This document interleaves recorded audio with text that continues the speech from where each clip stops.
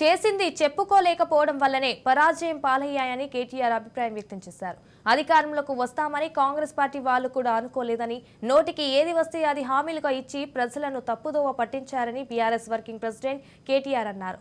మహబూబాబాద్ లోక్సభ నియోజకవర్గంపై తెలంగాణ భవన్లో నిర్వహించిన సన్నాహక సమావేశంలో మాట్లాడారు. 6 గ్యారెంటీలు అన్నారు, కానీ 402 హామీలు ఇచ్చారని కేటీఆర్ అన్నారు. కాంగ్రెస్ వాళ్ల తప్పుడు ప్రచారం నమ్మి ప్రజలు గొప్పగా పనిచేసిన నాయకులను కూడా తిరస్కరించారని ఆవేదన వ్యక్తం చేశారు. రేషన్ కార్డులు ఇవ్వలేదు అని తప్పుడు ప్రచారం చేశారు. ఒక్క రేషన్ కార్డు ఇవ్వలేదని ఆరోపించారు.